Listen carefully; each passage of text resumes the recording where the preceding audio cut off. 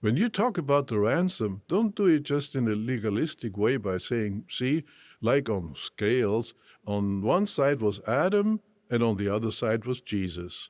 God's justice required that by giving his life, Jesus restored what Adam had lost. Rather, make the student meditate and develop heart appreciation and love for what Jesus did. Review with the student what Jesus went through prior to his execution. Help him picture in his mind how Jesus was flogged, producing quivering ribbons of bleeding flesh. Help the student sense how Jesus was mocked. After his tortured beating, soldiers said to him mockingly, "Good day, you king of the Jews." Also, they spit on him and slapped him in the face. Remind the student how the soldiers later pounded large nails into his hands and into his feet. With the stake swung upright, the pain was excruciating, for the weight of the body tore all the nail wounds. Yet, rather than threaten, Jesus prayed for the Roman soldiers, "Father, forgive them, for they do not know what they are doing." Meditating on what Jesus did for us, does this not greatly deepen our love for him? If you say so, Gerrit. It's more a case of being repulsed by the mental imagery you've just forced on us. And bear in mind, there's nothing stopping children from watching this, because this is just being put out there on the JW Broadcasting website. Goodness knows how many family worship sessions with children of Jehovah's Witnesses are going to be ruined by this mental imagery, and goodness knows how many children are going to be traumatized by mental images of quivering ribbons of bleeding flesh, which Gerrit Lösch has decided to dwell on as part of his comments in the 151st Gilead Graduation. So yes, that was charming. Thank you for that. Doesn't say anything about whether the religion is true. Clearly, lots of people believe in the quivering ribbons of bleeding flesh. Lots of people are very passionate about the passion of the Christ. There's even a film about it that wasn't made by Jehovah's Witnesses that even shows you the quivering ribbons of bleeding flesh, if that's what you want to look at.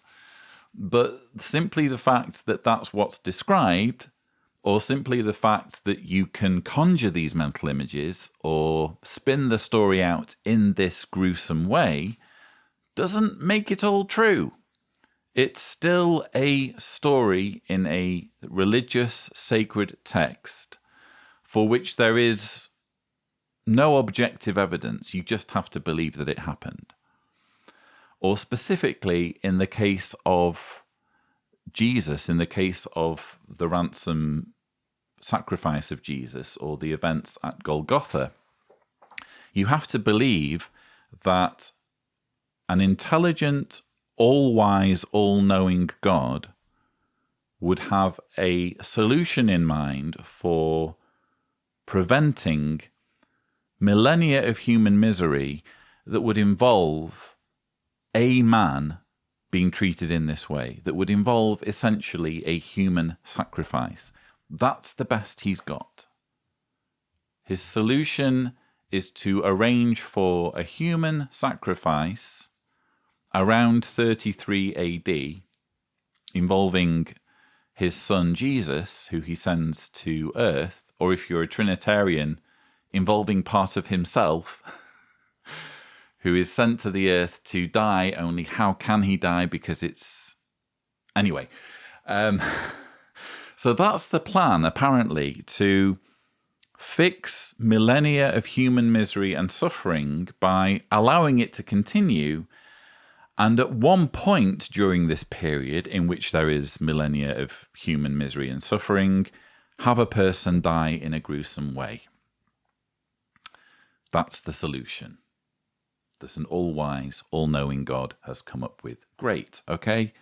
If that's interesting or satisfying for you, brilliant. But it doesn't prove anything, and it certainly doesn't prove Jehovah's Witness beliefs in particular to be true. And before we move on, I did just want to bring this book to your attention. You Can Live Forever in Paradise on Earth. This is the book that I studied, or was made to study, as a child before it was replaced in the, let me think, 1994 I think was when they brought in the knowledge book. So right up to when I was about 14 or 15, this was the book that we used to refer to, or that we used to study. It was certainly the book that I had to study leading up to my baptism. I just found it interesting, the part where Gerrit Lösch was talking about scales. When you talk about the ransom, don't do it just in a legalistic way by saying, see, like on scales, on one side was Adam and on the other side was Jesus. If you're familiar with the Live Forever book, you'll remember this illustration on page 63. Perhaps Tibor can overlay said image so that you can see it more clearly.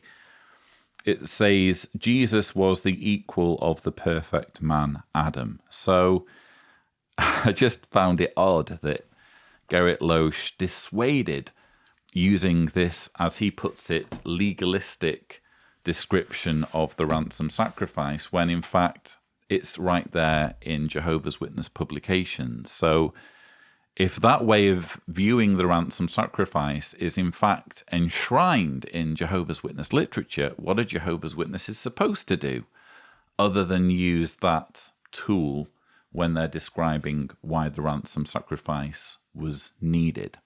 So a little bit odd, really, just that little point. But yes, thank you, Gerrit, for that delightful recap of what happened the time that Jesus was tortured and killed.